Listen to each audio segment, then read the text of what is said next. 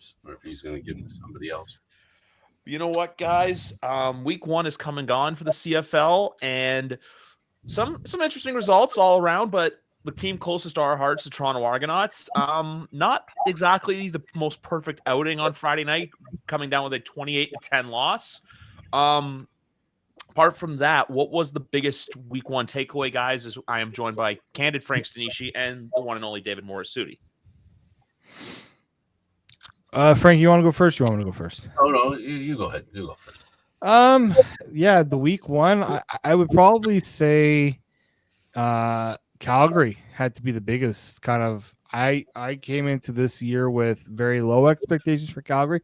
Now, one game doesn't necessarily change all that, but they definitely look more of a put together team than maybe a lot of people were thinking, especially look, Vernon Adams, he's a good quarterback. I like what else to say about that, but it's interesting to see what happens when he has a running game to work with too. Because if you look at the play at even BC last year, stand back was fine. I don't think it was exactly enough for especially for VA. I think when you have that running back and you got the defenses guessing a little bit, you're going to be a more productive quarterback. But it wasn't perfect for him.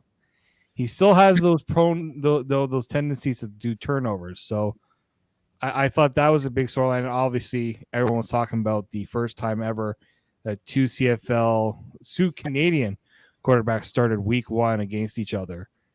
And it's clear one Canadian quarterback is still a level up on the other one. I think Nathan Rourke still remains. I don't think it changed that much, but I still think Nathan Rourke remains not only one of the premier quarterbacks in the CFL, but the best Canadian quarterback in the CFL. Well, I'll have to go by Calgary's a surprise, actually, right from exhibition season. They've been good since they strapped on the pads and the hitting was for real. They've been a real good surprise. I think more than surprises, I think the biggest surprise outside of Calgary for me is how surprised I'm going to be, because the teams, for me, as far as I'm concerned, the season itself, I'm anticipating a surprise more than I've been surprised. It's going to be an interesting year. There are so many teams that are in flux for different reasons. Calgary's sort of I think they're the flagship. So yeah, they lead the surprise train. They're the first surprise, but I think we're in for a lot of other surprises. And I really think, and this is going to sound silly, I really think the biggest surprise outside of Montreal is Toronto. Not because they lost, but also if they end up winning. Because honestly, guys, can you really predict how the Argos are going to be this year? So you're kind of stuck in surprise mode when it comes to the Argos. Whether if you thought they weren't going to be very good and then they're going to be okay, or you thought they're going to be okay and they weren't very good, they're all the way one end to the other. They got the whole spectrum covered. The Argos definitely do.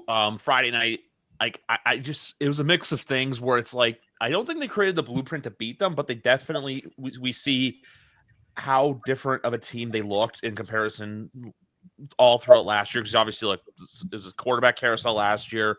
It ended up with them on top, but the fact that they couldn't get anything going offensively, this is obviously putting apart. You couldn't get the run game going. You couldn't get the offensive line, just couldn't protect anything, which Dinwiddie shot it straight when I asked him about it in the press conference, where he's just like, people say we're the best and we didn't play like that tonight. So they're a surprise. But the one, honestly, for me was Saskatchewan, just with the fact that depth rose up for them and they still were able to look as good as they did against Ottawa, because Ottawa has a team that a lot of people are counting on to be good. And if they don't perform to expectation, people are going to lose jobs there. Bob Dice, Sean Burke, I think that could have very well happened. But for me, I don't even want to say surprise. I was honestly disappointed in what Hamilton did, because I thought they needed to come out week 1 and make a statement. And sure, they crept back, but it was like too little too late. They're playing catch-up ball, and they just kind of reminded, like, hey, like they looked like the same as usual, to where, look, I don't know where it was worse with Argo fans or Ticat fans, which ones were falling from grace quicker, but people got to remember it is week 1, but week 2, if one of those two teams starts off 0-2, you're going to see a lot more panic come out in those fans' eyes, no matter what end of the QEW they reside in. I think it'll be more in Hamilton than in Toronto. I think. Absolutely. There's a lot of realistic people, and the Argos are Argo fans are very fortunate. They're probably the luckiest fans in the CFL. Well, I guess they should be. They've won 2 Grey Cups in the last 3 years, and they've done it by surprise. So panic isn't something that Argo fans even have to think about, because their team can start out really terrible, but they do have a way of recovering, at least historically, but every time they go to the well, this is another time that the Argos are going to the well with, you're not sure how many bullets they have in the chambers. You really don't know, but they seem to pull rabbits out of their hats. I think when you look at what happened with, if you look at what happened with Toronto specifically, we have to remember what happened last year too, right? There's some similarities to last year, where I think the main difference, obviously, Arbuckle had the whole training camp to prepare for this, but Montreal was the better team in the regular season. People have to remember that, especially with Arbuckle at quarterback.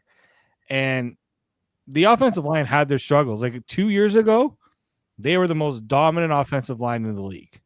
Last year, kind of dipped a little bit because the other teams also improved, right? Like the other teams kind of, okay, we got to now up our game on the pressure. And I think the big one, you're right, Griff, is if the Argos can't establish a running game, you don't want to be in those constant second and long situations and having to drop, your quarterback drop back as much. They want that balance, but the problem is that they shot themselves in the foot too much. Yep. Those pre-snap penalties, they take yourself out of those running situations when you take those pre-snap penalties and you're back, 5-10 yards. Okay, now the other team knows you're going to be throwing the football, so they're going to send the house, right? And so I think that's going to be the big challenge for Toronto is, can they get that running game going so that their offense isn't as predictable? What was the other thing I was going to say with Toronto too? With Toronto, like this game reminded me a lot of the game that they had against Montreal last year, the one early on in the season that Frank dubbed Death by Cuts, where it's just Montreal's going to attack you. Montreal's going to remind you, which they reminded a lot of people, hey, they were the best team in the East last year for a reason. But a little offsetting note about this game, because there's that weird AI videos for this. I still don't know which one is a weirder sight to look at: Jason Moss without a beard, or Ryan Dinwiddie not wearing a hat. There was certainly a lot of that going around. That was just I hate to say it was just kind of an all weird experience with the way that worked out. But I do think that if you are trying to figure out, in that scenario, I think Jason Moss is probably the weirder one. Just because, man, even like him without him, it was just so weird. And I'm like, is that actually Jason Moss? But like, nowadays you're gonna be seeing AI everywhere. So, but I'll give the broadcast credit for trying to do some new things. I don't know if you guys noticed some of the subtle differences with the broadcasts already. So I definitely do. I like what they're doing. They're trying new things, but that one I don't know. It was a little weird. I don't think it really hit the mark in my opinion. Just to get back to the offensive line, I just want to throw one thing out there. No matter how much things change, they remain the same. Last year, Ryan Dinwiddie, he called out the offensive line just like he has this year. Yeah, it's and I talked to them. I actually talked to Dylan Giffen today, and he's like, well, I mean, we pride ourselves on being the best, and when we're not the best, we have to hold ourselves accountable. Like, there's a lot of that. I think that's something that can't be overstated, right? Is if you want to be known as the best, well, then you've got to go out and prove it. It's one thing to say it, it's the other to actually do it. And then there's the other issue. The other issue is Arbuckle a regular season quarterback? Like, I don't think we can consider what Arbuckle achieved in the Grey Cup as something that he can achieve during the regular season. It's a whole different kettle of fish. the preparation by the defense is preparing for a different guy, all that kind of stuff. Well, the reason I say this is because the offensive line, there's a three-pronged thing about the offensive line. You can blame the quarterback, you can blame the running game, you can blame the offensive line. If none of them are really good, it doesn't help when the other two aren't. So what has to happen is, the hope is, I think, if and when, I don't know if Kelly's going to start, if we haven't got, he's not starting this week. Okay. So now what the question becomes is, can the quarterback help the offense? Like, for example, a guy like Bo Levi Mitchell, who releases the ball in a very short amount of time, which takes away the problems that the offensive line will have. And as you said, David, if Arbuckle is forced to drop back, there's two problems with that. One, that he's dropping back, and the other is he ain't moving too much.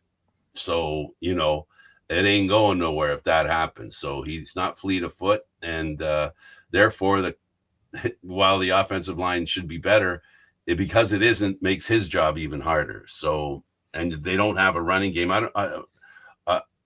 they going to have a running game this week? I mean, are they going to have one? They need to, and they have to. One other storyline that I don't think got enough attention from last week, and Chris just sent out the or I don't know. I assume it's Chris who sends out the injury reports every day. He does. Yeah, it's coming from him directly, because sometimes it's like, it just always, no matter if it's a press release or like the depth chart or the injury report, it always says Chris, no matter what. But Janarian Grant not playing last week, and also still being limited in practice this week as well, because special teams, like Mickey Donovan does a really good job with special teams on this thing, and there really wasn't much of a return game last Friday night either. So I feel like there's been times in years past where if the offense can't get going, special teams will bail them out with a return. So I feel like without Janarian, it's a really big hit to that core as well. And then the obvious one too with Wynton McManus with the knee injury. So we'll see where that goes, because I saw he wasn't practicing, he was more working with training staff, but they're going to be undermanned. And then I honestly, going into this Saturday, I think the biggest thing to watch for is, how does the Argo DBs play? Because we know Vernon Adams is going to let it fly, and there's some guys in Calgary that can really get after the ball, aka Reggie Beggleton. And Wynton McManus was in limited practice as well.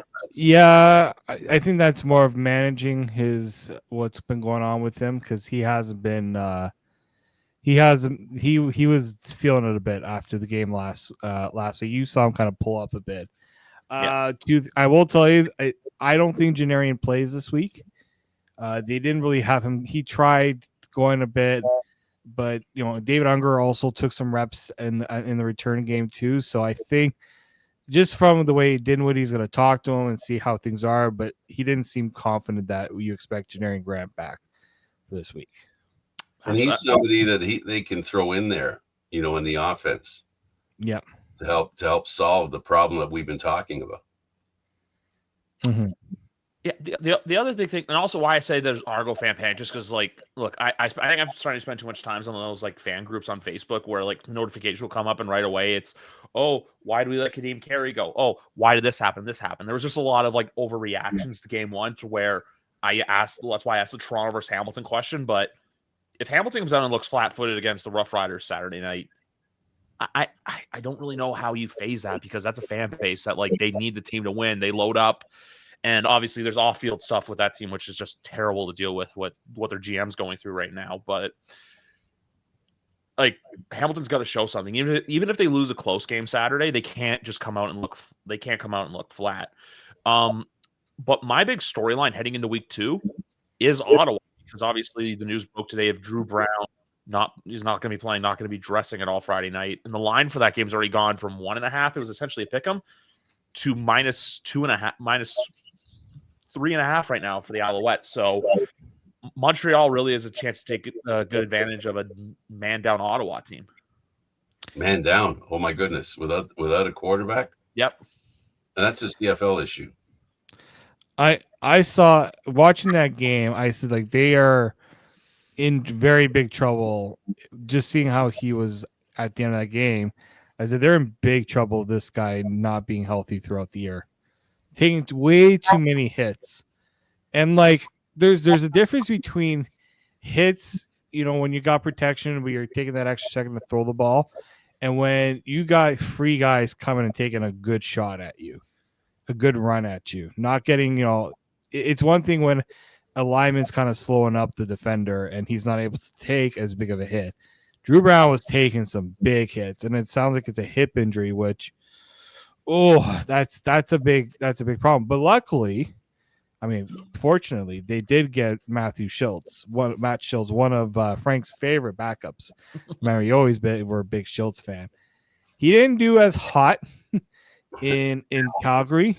I don't think he was bad. I don't think he was great. I don't think anyone was great in Calgary, I should say. But honestly, there's two issues I still have with Ottawa. One, they need to protect their quarterback better. I don't care who you're going to have back there. If you're, I was just taking a look right now. Now, Saskatchewan's defense is no joke. They hit as well as they go after the quarterback as good as anybody. 4 sacks in that game. They're aggressive.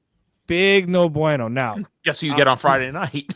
Montreal ain't gonna be walking the park either. But here's the thing: you get William Stam back. You make a big point to bring in a more physical back that can maybe help out with, especially with your offensive line. 9 carries in that game. Again, that's also because you were trailing. They're down 17-7 going into the halftime. But there was 2 issues with that. You got to establish that running game a lot earlier. Mm-hmm. Drew Brown can't be throwing the ball. Somebody put look at how accurate it was. Look, he threw the ball 41 times. That's too many. Like CFL quarterbacks who throw that much, it's either you got so many possessions that you're throwing it that much, or you're being asked to throw it because you're not controlling the game. There's no other option. Right? And also, you go out and you bring in Dan Adeboboye. Why is he not taking any reps on your offense? Like, he's a good CFL running back. I had the same issue in Toronto too. Like, where is this guy? I'm pretty sure he dressed for this game. I don't think he was out with an injury, was he? He's mostly been special teams, no? It just I struggle to really understand. Like, Ottawa knew this. Ottawa knew this was a problem. I'm just gonna look at their injury report. Yeah, he's not on the injury report.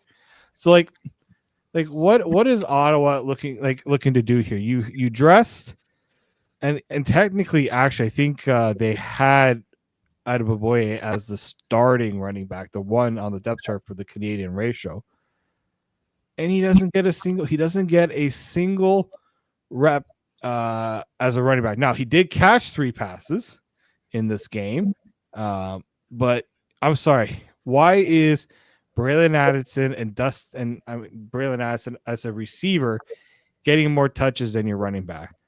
Now Dustin Crum also had 3 quarterback sneaks, but like, to me, you look at the teams that won in week 1. I guess minus Saskatchewan, because I have to look. I don't think Saskatchewan rushed. They were close, 89 yards. Their running back got hurt.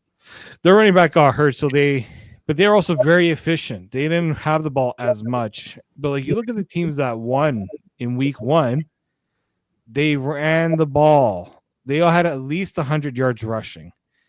And what that does, it takes pressure off your quarterback and it keeps the defenses guessing. It's not rocket science. And that was Ottawa's problem last year. Why did Ottawa lose in the East final? They didn't even have a running back to start. So guess what Toronto knew? We're going to sit back and force Drew Brown to beat us through the air. That led to a lot of turnovers, a lot of free points for Toronto. So, and you know what? Montreal is going to if they say, we'll let Matt Schultz throw the ball 30, 40 times on us. That, like, to me, if you want to beat a Montreal, you have to run the ball. You got to get your other running back. If you're going to name a running back on the depth chart, use him. Even if I know Stanback's a bit older and you can't give him the ball as much, but that's why you went out and you got an Adeboboye. You got to be more. You can't be too one-dimensional on offense. When you talk about Adeboboye, and I know you're high on him. I am. Maybe not as high as I am on Schultz. Not just kidding. You're high on him. And 2 years ago, Adebayo, he looked like the guy that was going to be a key running back in the Argo backfield. Mm-hmm. So now I don't think they were going away from that plan. He had injuries and they were trying to work him back into the lineup. And I would have thought when that move was made by Ottawa that they were trying to pick up the guy from 2 years ago. That's where my disappointment lies. That I thought they believed he was that kind of running back that he was 2 years previously. So that's the part that confuses me about what Ottawa's doing, especially when they don't have a running game to speak of. Ottawa, I feel like they're like, hey, we're going to improve, but then also they overcomplicate it to where it's you have your bread and butter with quarterback and receivers. I know they added Geno Lewis as well, but you need to learn that if you want to win, especially in the CFL, you got to rely on the run game. You got to use both to your advantage because eventually defenses are going to sit in coverage and pick you off. Perfect example of that was the lateral play that Wynton McManus started in the East Semi as well. You know, he was just sitting back in coverage, read the quarterback, caught it, and then obviously the hook and lateral happened, and then Tavares ran it to the end zone. But I still think that if Ottawa buries himself into a hole, I think they would have a tougher time getting out of it, though, than Hamilton would. And I know that sounds weird, but I do have more trust in Bo and the Ticats staff. Yeah, that doesn't sound weird. No, I'm just saying it doesn't sound weird. I'm saying that's I just think that because we saw it towards the end of last year where Hamilton did eventually make a push. It was just too little too late to where Hamilton's got to get to an early start. But if Ottawa finds himself, because look, they have Montreal this Friday, they have Calgary next week, and then the Argos come to Ottawa at the end of the month. You're at that at 1-3 or 0-4. I'm not saying hit the panic button, but like if you're a fan of the Red Blacks, it's not going to look pretty if you're staring that down when you have the rest of the season ahead of you. I know the CFL's a long season, but I feel like for an Ottawa or a Hamilton, they got to get a statement win sometime in the month of June. Put it this way: Ottawa and Hamilton are kind of similar, very similar actually. They rely on their offense and can't depend on their defense. And the problem with that is for Ottawa, even if the quarterback doesn't get hurt, is I have a lot more faith in what the team can do under Bo Levi Mitchell and Hamilton than what they can do. And I think because when you're saying surprised to be able to come back, I believe Hamilton is more capable of it just because of Bo Levi Mitchell. And he's a veteran presence. And you know, that I think he doesn't get enough credit for how good he is because, quite frankly, he's had to deal with injuries. And then last year he had a chance to show what he could do. But both those teams, the real painful thing is the defenses are going to have to step up that much more. It's just the way football is, right? You've got three phases. You got to hit on all three if you want to win. You might be able to win if you hit on two, but if you're only hitting on one, you know, look forward to a long day or a long night. The other thing, too, with the schedules is that Hamilton does have their bye week next week. Ottawa doesn't have their first bye of the year until week 8. So wow. That's what happened to the Argos, right? Well, the Argos had a bunch of buys near the end of the year because the way the schedule worked. Right. Yeah. They have the last week. This year they have the last week off. Yeah, they have their first bye week, I think, in the middle of July. The next one, I think, is after Labor Day, and then the very last week of the season, which could be onus, especially if they're hosting a playoff game again. Or if they're not. regardless if they're first, second, or third, having that bye week, the last week for them is going to be big, so they don't have to worry about resting guys. They also have their last home games at the beginning of October, which is weird. But even, like, I'm also looking at Ottawa, too. They have a home and home with BC, a home and home with Montreal towards the end of the year, a home and home with Hamilton.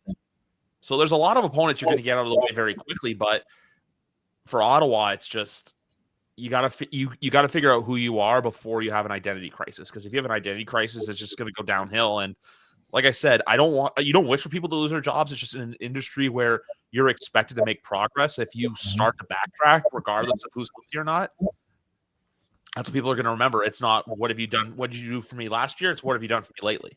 That's just what football is. And if you look at, it's a copycat league, and if you look around the league, there's been some patience ended. You know, it ended in BC, and it almost ended in Calgary. I think that's why you saw a complete rehaul of the coaching staff. It was either the main guy going or you're going to have to do something perfectly different, and that's what happened there. I also think sorry to cut you off. I think for Calgary as well, it's, you know what, you have one last shot at this, and if it goes bad again, if they're fourth or fifth, if they're on the outside looking in Calgary, it's going to be a new coaching staff in 2026 because they do host the Grey Cup next year as well. We talked with Mark Stevens about that this week, and he's not of the belief just because they've had a long reign of good things happen in Calgary, so they're less inclined to make that move unless things are an absolute. I think the only way for that to happen is if it completely goes off the rails. But I don't see that. Personally, I just don't see that being the case. I think you're both saying the same thing. David is completely off the rails, not making the playoffs again. I don't know if it's. I think it has to be like a last in the division. If they just miss out, only 3 teams in that. 4 if you count the crossover, but only 3 teams are guaranteed a playoff spot there. That's why there's so much pressure. That's inherently why there's so much pressure on Calgary to do well, because I don't think. I think they're in the awkward position, not nearly as bad as Edmonton. But Edmonton's trying to get out of that hole where they haven't been in the playoffs for a while. Well, I don't think Calgary wants to visit that territory. Yeah, when I said what I said, that's what I'm more lent towards was they got to turn it around. There wasn't a lot of that because remember, there's a lot of people not with expectations on them, and also I don't think it would be a straight up firing. I think it would either be a mutual, a handshake agreement, or Dickinson does the Huffnagel route and moves upstairs. More or less just does operation stuff, and then you just bring in someone else to coach the team. So we'll see what happens. That's a long ways away, but it's just Calgary is one of those. Calgary has question marks, Ottawa has question marks, because the only which jobs right now besides a first-year head coach would you say are safe in the CFL? I'd only say Dinwiddie, O'Shea, and Mace. Besides that, I don't know if there's excluding the first year. Moss. I think Moss. Moss is safe. That's 4 of the. So that's really Calgary, Ottawa, and Hamilton, where a coaching change could happen going into 2026. Right. That's where the shaky ground lies, and the level of patience, as we saw with BC, it can turn around real quick. That was an ownership that said, nope, this ain't going the direction I want, and there's going to be some other teams that are going to make that decision too, because the Ottawa problem, if we're calling it a problem, their seasonal problem is repetitive. It's not the first time. This is 3-4 years of not meeting expectations. So, at some point, the excuse of not having a quarterback, all that stuff that I forgive them for, it gets washed away. Because the record stands alone.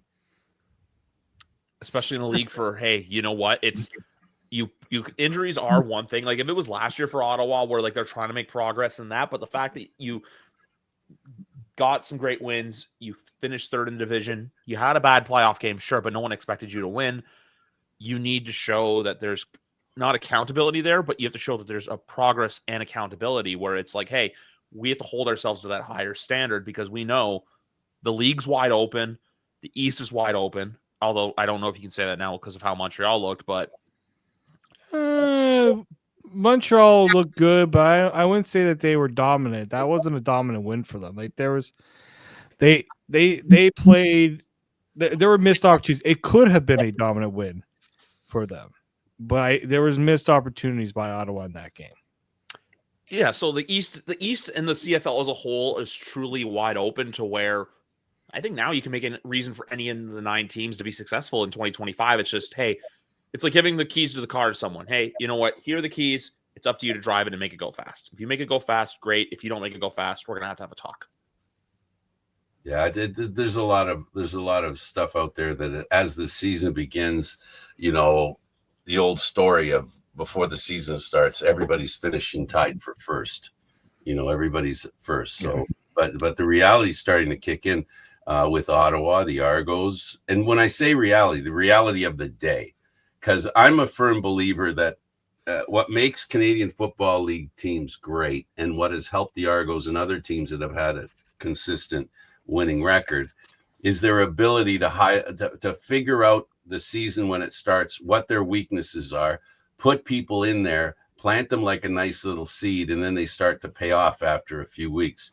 Patience. You have to make the right decision in training camp. You have to start the season with the right guys. And then you got to believe that those guys will the learning curve will work for them, because this league, more than any other league, has a dichotomy going on. You have half the team that understands the game like they were born into it. Oh yeah, they were. And then you have half that have no idea of what this game's about, and they've got to learn about it. And that's where the key is right now is and I have faith in the Argos as far as recruitment is concerned, and it's coaching them up and recruitment. The Argos have those two things historically. So I don't look for the Argos to be really good early in the season. I look for them to get better.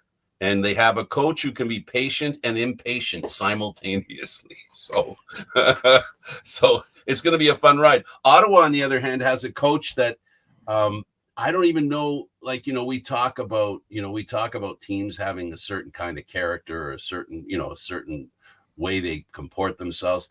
I'm not really sure with Ottawa and the coaching. I don't get a personality out of the coaching staff there. I'm not saying it's a bad thing. I'm just saying I don't understand. I don't understand what they're trying to do. I seem confused whenever the season starts, and then watch them. You think this is what they're doing, and I don't know about you guys, but it doesn't seem like they're able to come up with a plan and be able to execute it. Yeah, I mean, the execution's a big one. Like, I think usually you find the teams that best execute their game plan. I look at that Grey Cup, right? Toronto executed their game plan to almost perfection in a lot of ways, right? They got, early on, they got the running game going a bit. They used a little bit of that. The pass rush, they were able to get to Zach Collaros, force him to make mistakes. And then when Zach Collaros wasn't in the game, they made sure that they took advantage of that, right? I look at even like you look at 2023 in that East Final, execution was a huge issue, right?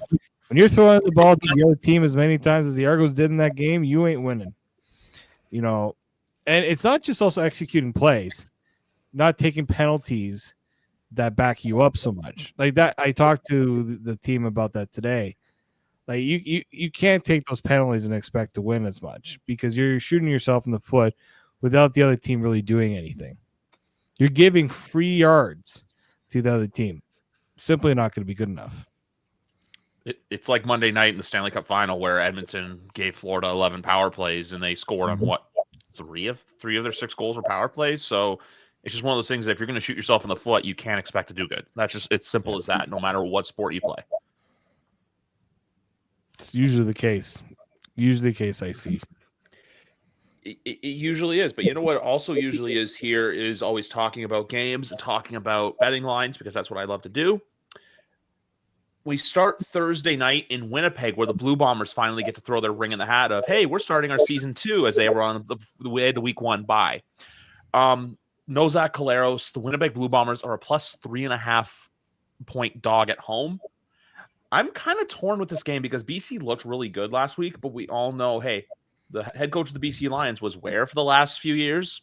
In Winnipeg. So I feel like if anyone's going to know what Buck Pierce is going to do, it is going to be Mike O'Shea. And even without Zach Collaros, part of me leans towards Winnipeg getting this win, just because I feel like if they can do this without Zach, it kind of shows everyone, hey, we're still the Bombers. We're still the team in the West that you got to worry about. It's amazing what history can do to you, eh? Yeah. The fear of betting against them, it's so true. And then last year, the way they started the season, it was easy to go, well, see, it's true. The team, it's finally it's over for Winnipeg. They're no longer are going to accomplish anything. And then what happened? So at the end of the day, I think what I'm going to say about that game is I agree with you that BC looks really good, but I don't agree with you that Winnipeg's going to. I think BC is going to win this game. And I think it's simply going to be because I really think they've got a really good quarterback, and I'm not sure Winnipeg has one that you're going to call. I think the battle between the quarterbacks is going to be won by BC, and I think the defenses are a bit of a wash. I really respect the Lions defense. Yeah, like that's the thing. Look, they're better set up this year with Chris Strevler there as their backup, but it's not Zach Claros, right?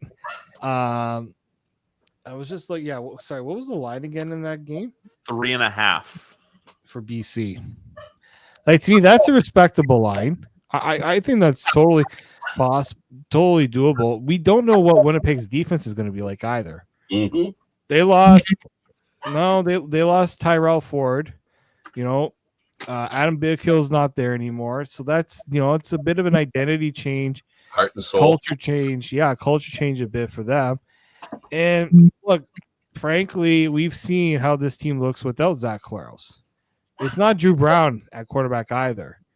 It is Chris Strevler, and Chris Strevler.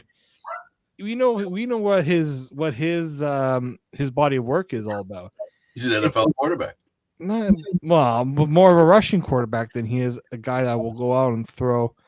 I'm looking at last year, the 2 games that he played when I guess Claros was out.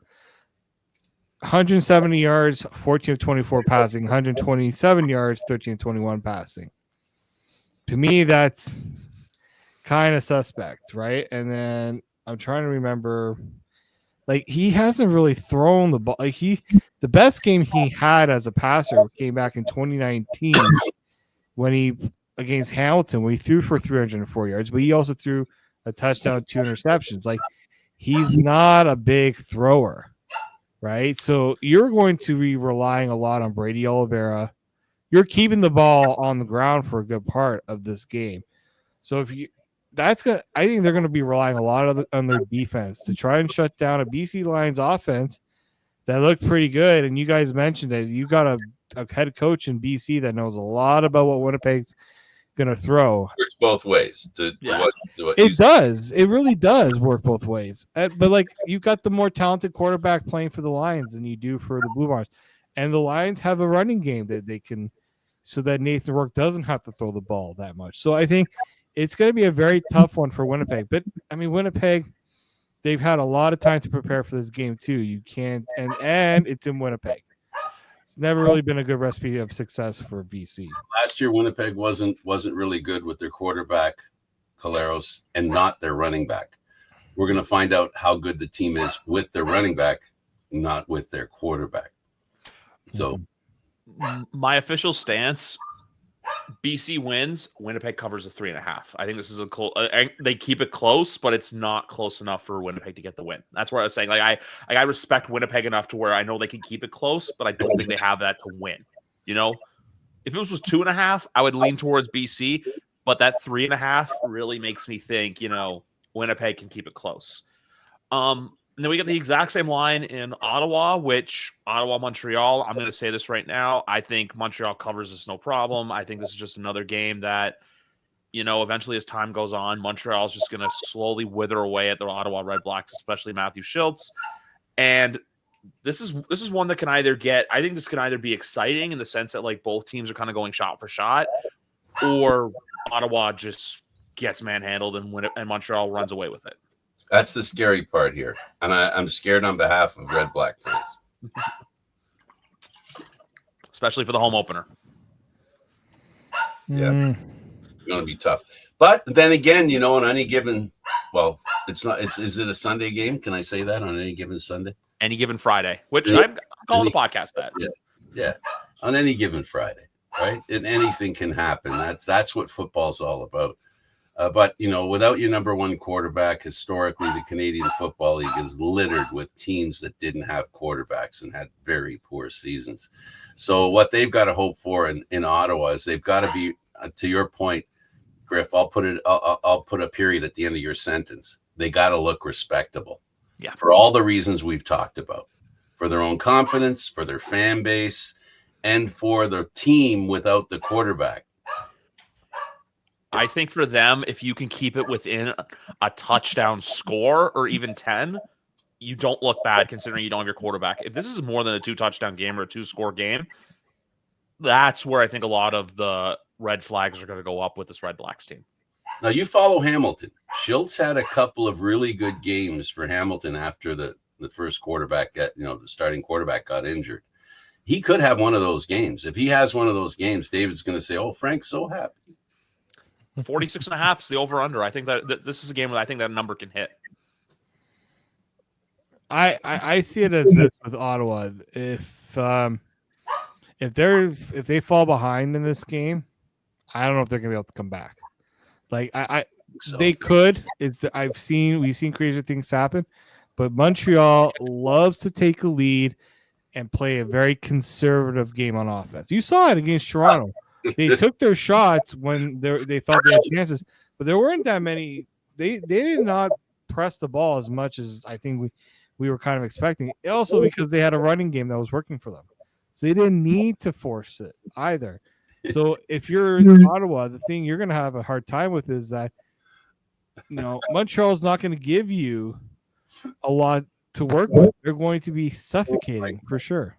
Well, look, you got what's Montreal's biggest strength? Takeaways. What don't you want to do when you're making a comeback?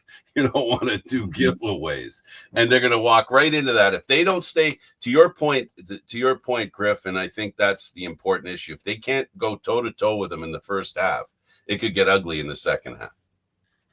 That's exactly where I look at it, where it's just like one of those games where it can turn into this, where when it rains, it pours. I could easily turn into a game like that. And just for the sake of everyone living in the metropolitan Ottawa, Eastern Ontario area, they're not hoping for that. Go Schultze. Yes. But you know what? Saturday afternoon, David, Frank, and I will all be together in person again as the Toronto Argonauts unveil their 19th Grey Cup banner. And just a reminder, folks, for those who live in the GTA, first 10,000 people in the building will receive a replica Grey Cup championship ring, similar to what someone on the show has, David. So, tickets available at argonauts.ca. But this game right here, Argonauts versus Stampeders, really can tell a story of two teams where week one didn't go one way for one team, but it was completely unexpected for another team. And there's the ring right there. Look at it. It's a thing of beauty. That's from 2017. 2024's ring is just as nice. But with this game, I can really see this being a bit of a, that's really nice. David, you're distracting us with the ring and the bling. But with I'm just kidding. But with this game, though, no, in all honesty, I can see this coming down to either who has the ball last or who truly wins on all three sides of the ball. It's really a huge. It's either Calgary can make the statement of like, hey, for everyone who kind of questioned us, we're back. Or, you know what, for everyone, if Toronto comes out and wins this, it's, hey, guys, the Argonauts are going to be just fine. There's nothing to worry about here. And Calgary's had a good time with Toronto. It's not lost on them that, Calgary East is who they're playing. Don't think Dinwiddie's ever won a game in Calgary, if I'm mistaken. There you go. I think in Calgary that they've really struggled more so than in Toronto. Like it's kind of been a back and forth, but Calgary always gives Toronto a hard time because Dave Dickinson knows the Ryan Dinwiddie playbook in a way, right? So there's a bit of that. Versus a teacher. Well, yeah. And the problem is it's not Jake Merritt quarterback anymore either. Huh? So, well, the problem is Vernon Adams is the quarterback, and you got to flip a coin before the game starts. Well, until he proves that he can be consistent. He had a great game last week. Let's see if he can put another great game together this week. He's had trouble being consistent. It's why he's traveled the league. I just want to see quickly Vernon Adams because weirdly enough, what was I going to say? The last year's home opener for Toronto, guess who they had to face a quarterback? Vernon Adams Jr. I'm just looking at the head-to-head matchup. If we look at since 2022, okay, so in Toronto's won the last two in Toronto. Calgary's lost the last two in Toronto. Toronto's lost the last three in Calgary. So, but there was a time where Toronto could not beat. Wasn't one of those losses that Calgary had in Toronto was a goalpost? That was one of them. Was it was 3 games in a row where the kicking game abandoned the opposition, if you remember. trying to remember that. I remember Calgary was one of them. I know 2 years ago it was the Javon Leak game that won Toronto because those two were in a back and forth, and then Leak had the punt return late in the game to seal it. One thing I will say about this game, though, is that number of 50.5 for the over, I love. I feel like we're going to get at least – because with Toronto, they're not going to score 10 points again. No, they're probably going to score a lot more. Calgary's capable of scoring. Honestly, this could really come down to who has the ball last. This could be a game like – do you guys remember last year's Toronto-Hamilton game where Leggio won it on literally – at the last second? I can see a similar situation Saturday afternoon. What I'm looking forward to is seeing an offensive line that's more effective. Mm-hmm. The coach has called them out, and now we're going to see whether that offensive line has it in them to protect Arbuckle. And Arbuckle's going to, you want to talk about knowing players. I think Calgary has a pretty clear understanding of Arbuckle. They have an idea about him, what he can and what he cannot do. So that offensive line better do something. There's also someone on the defensive side of the ball for Calgary who, kind of knows the Toronto offensive line pretty well in Fleury or Malade.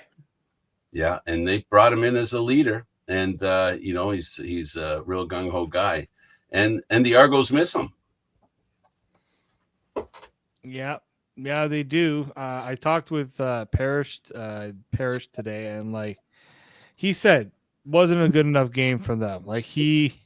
Even though Derek Parrish was what did he finish with last week? I just wanted to. He had 3 tackles and a sack. Mm-hmm. He says I could have been a lot better in this game. So I do think that what Toronto believes is the way they played was not the level that they expected. And they believe that there's more that they can achieve. So that's a good sign. They didn't go, things didn't go our way, or they said we weren't good enough and we got to be better. Absolutely. And also, I'm just looking at the betting lines right now for touchdown scores. Reggie Bagleton plus 160, I like, and also to DeMonte Coxie at plus 120 as well. So if you're looking to spread your dollars there, go right ahead.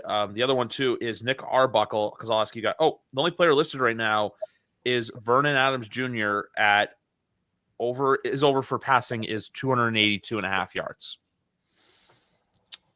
That's not. I would maybe consider going on the over for that, because I think Vernon Adams Jr. Okay. I wish I had the stats. This is where I need the game notes in front of me, because last year, let me look at, because he played one game against Toronto last year, but then I got it. I have the stats for you. Because I looked it up. Just let me see here. So in the season opener / home opener against Toronto last year, he went 25 for 33, 363 yards, 2 touchdowns, and an interception, with an average of 11 yards per throw. Yeah. The thing is, he's going to be throwing the ball. I think he'll be throwing the ball quite a bit in this game, because I think Toronto's going to want him to. I think you're going to see quite a few yards. Maybe Toronto. I just think he's a better quarterback than Davis Alexander in terms of his playmaking ability. So I do think you're going to see, if you want a line, I would probably feel comfortable throwing something on the over for Vernon Adams for big play VA. He likes playing in Toronto too, against Toronto. He's had a lot of success against Toronto. Mm. Oh, it's a lot. Yeah, quite a bit of success.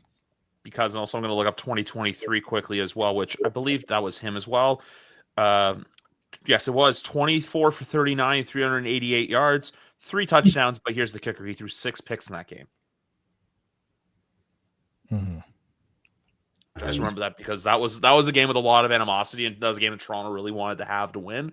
But ultimately, I think the Argos bounce back and find a way. I think this, they are minus 2.5, but I do think Toronto finds a way to get a win. It may not be pretty, but I think they do it, and they kind of, not calm the fan base down, but it can be like an exhale moment for the fans that are kind of like after week 1 where it's like, where's Chad? Where's Chad? It's like, hey, Chad will be here eventually, but we're fine with Nick for now because, like we were saying off the top, Chad Kelly's probably not going to play. He wasn't even taking first or second team reps in practice this week. So ultimately, I think I'm going to go Toronto, but I love that over. Any sense, David, on the arrival time for Kelly? The big thing here is they're not comfortable with what he can do with his legs to keep himself. Like, they're concerned that he's not able to protect himself, or that somebody. I think they're still weary about his leg, so I would say I think it's still another couple weeks. I don't think it's next week. I think it maybe could be the week after. And every time a player comes back from an injury, the best solution isn't rest; it's getting hit. Yeah. I think it's a huge. I still think it's either going to be the game against Ottawa or it's going to be the bye after the bye week, because they have Ottawa a short week against Hamilton and then they're on bye, where ironically they go back to Montreal after the bye. But I think it's one of those two. But I gotta wonder for him when he comes back, the mental aspects of the game for him, like you say, take that first hit. Hey, I'm fine. I'm not broken. I'm good. But the other part too is will he be on a pitch count, or is it just like who we've heard in the background today, Frank? If you go to the dog park, you let your dog off the leash and they just go running 100 miles an hour. I gotta wonder that. That's the kind of guy Dinwiddie lets him do that. They don't really like to put a leash on him anyway. I mean, I can't remember a single time when I felt that he threw the ball too much or he did too much. He's got a pretty long leash, and if they bring him in, look what happened the first game he came back. There was no conservatism in that. No, and he in a way kind of didn't have his best, right? He made some poor mistakes as well. But I do think that I do think that again, this is a very significant injury, and the fact that he didn't really have a training camp, it put like you have to give him a bit of a training camp, right? And that's I think what they're doing right now is they're building him up, but they also have to build him up smart, conservatively. They can't be aggressive with trying to get him back or rushing him back, because if you are in the back of your head worried about your injury, it's going to impact what you do on the field. Basically, they have to work smarter, not harder with him. That's the ultimate thing. Like, hey, you got to get him back, but you got to wait for the times right. But at the same time, too, you can't wait around too long, because I think the longer you wait, the more it can hurt the team.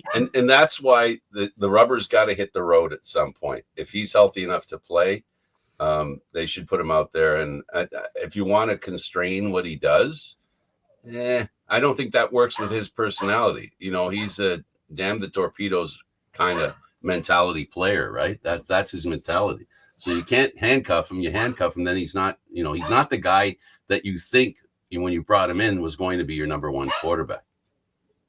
Absolutely. And we finished Saturday down the QEW, where I don't know if you guys I've been seeing a lot of this on Twitter, but a lot of fans seem to be doing a doubleheader Saturday, where they're going to have to leave the Argo game a little bit early, go to the Ticats game later at night, where I've seen a couple people do it, but those brave souls, I commend you. But Hamilton, that's a long track to Hamilton. Well, I have some Hamilton friends who are Argo fans, and so they'll be going back to Hamilton, and they have season tickets for both. So I know a few that are going to do that just because they're going home. I think it's essentially you take the go to Burlington Go, and then from Burlington Go, I think it's like a 20-minute drive to Hamilton Stadium, which is something I got to get used to. I'm going to keep it short and sweet, though. I think Saskatchewan kind of proves it, because last week I bought into Hamilton thinking they needed the win, but the Rough Riders looked really good, and you know what? They got Kadeem. They actually have Kadeem Carey now too, which yep. And also the fact that the Rough Riders showed like, hey, next man up. Trevor Harris looked really good. This is a game, like I said, Hamilton needs games, but we have faith in them to where if they start 0-2, it's not immediate panic. But if they start 0-2, you're going to have a really, really down fan base. But I think that's where we're headed for this Ticat team. The reaction for the Ticat fans will be, and it's been for the past few years, and is, here we go again. What about Oski No? That's what they got. That's what they got to avoid. That here we go again feeling. So they can avoid that. It's really important. They're smart football fans. They know when a team's playing well. They know when a team's playing badly. And if it's a team playing well, losing, I think they're smart enough to know the difference between a team that, started 0-5 or 0-6 or whatever it was, and a team that's might end up being 0-2. I mean, it's still an offer, but What I think here is Saskatchewan. I think their offense doesn't get enough kudos because it's a very efficient offense. They don't necessarily need to do too much to be successful. Like Trevor Harris remains one of the more efficient quarterbacks, but also a good quarterback. And they got some good weapons in Saskatchewan. Like again, they don't have, let's say, the top superstar wide receiver like a Eugene Lewis thing, but Samuel Emius, like, oh boy, just 8 for 8. He was 8 for 8 in that game, right? They've got guys who can be weapons, and again, when you bring in a Kadeem Carey too, that makes that offense very dynamic. And Hamilton, if they're expecting Bo Levi Mitchell to throw the ball 50 times in a game and win, I'm sorry, but Saskatchewan's going to go and feast. That, like, they are going to want to get to Bo Levi Mitchell every chance that they get. And I'm just looking right now.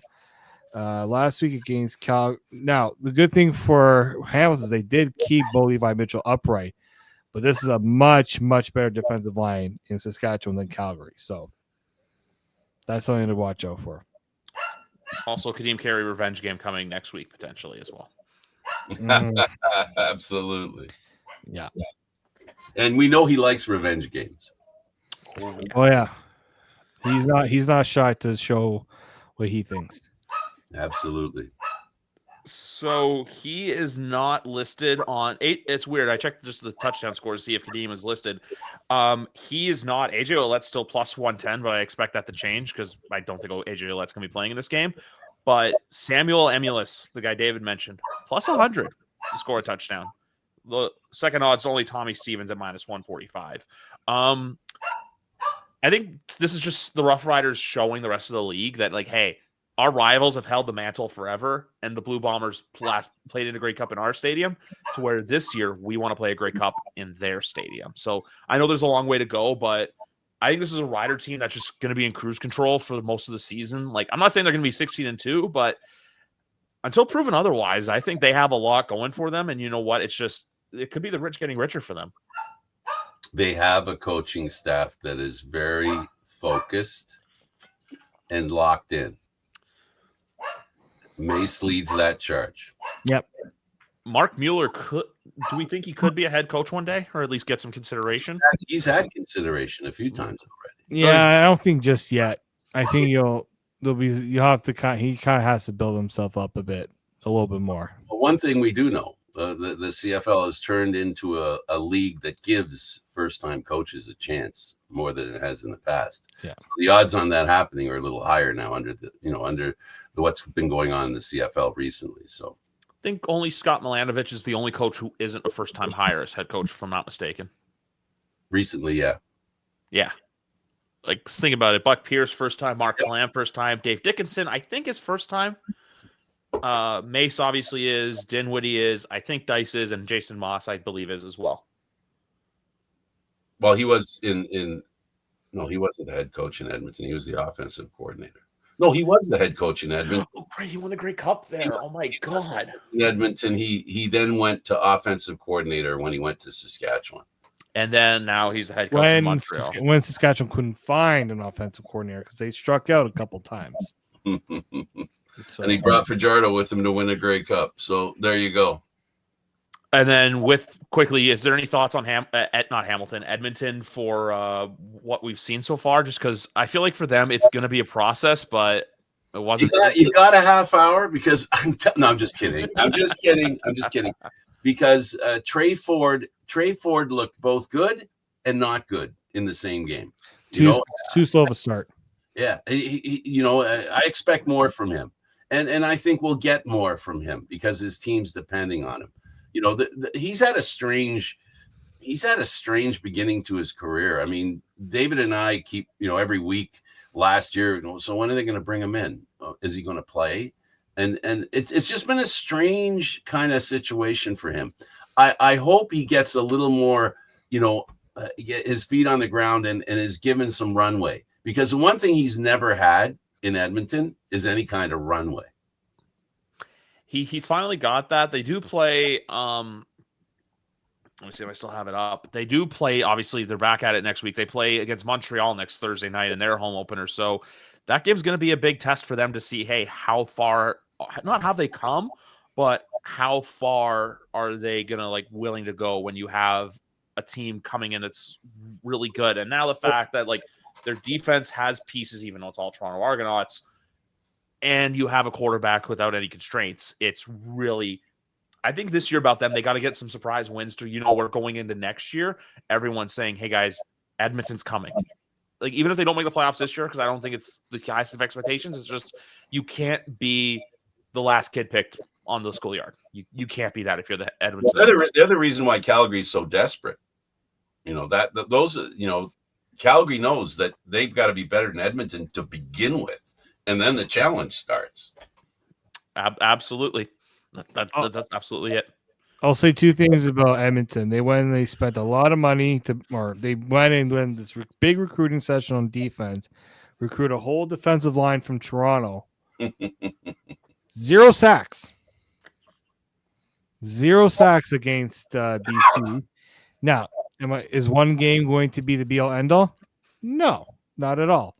But just because you go and you throw a lot of money together and add in a bunch of guys, it doesn't always lead to success. You have to build a culture, and it's going to take time. Mark Killen has never been a head coach before, and we have seen rookie head coaches. It takes time for them to get their stride, to get things going in the right direction. So, again, I expect Edmonton to get off to a slow start, but if they eventually start to figure things out little by little, they could be one of those teams that hits a stride at the end of the year and maybe goes on a run. They're going to be a late blooming team for me. It's going to take time, but they need to be. I think there's got to be a bit of patience in Edmonton. They got to show the signs more than anything with them. And it's the same thing we said about Hamilton, the same thing you said about every team. And Edmonton's one of the key ones that they got to be in the hunt for the playoffs. They can't go 0-3, 0-4, 0-5. No, they have to. Even if they end up winning 7, 8, or 9 games, you still have to be relative in it. You can't. I still think they can even have a season like what Hamilton did on the back half. I just think you got to start it sooner than later. And games like next Thursday when you play Montreal, go and make a statement against a team a lot of us are pegging to be 2-0 right now.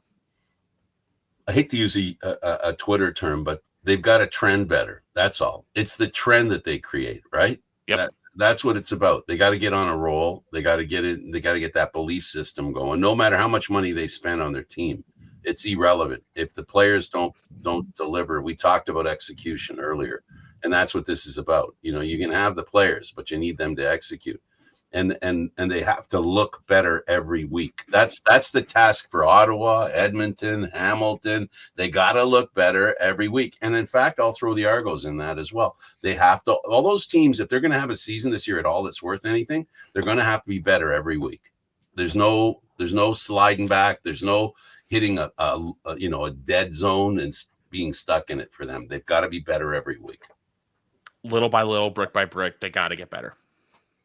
Yep. Takes time. But anyway, gents, it was a blast getting to chat with you guys again. I believe this is the first time we've done this since last November, the three of us on my show. We were all on Frank's show last week, which go check that out. Check out this week's with, I believe you said Mark Stevens from Calgary. Yes. Go check these two gentlemen out there. As for the two of you, I'll see you guys Saturday. But for everyone else out there, this has been episode number 365 of YWC Football Talk. As you know what, we cover a league that's radically Canadian. And you know what, guys? Have a great night and enjoy week 2 of the CFL season because football's finally back and we love it. Love talking football.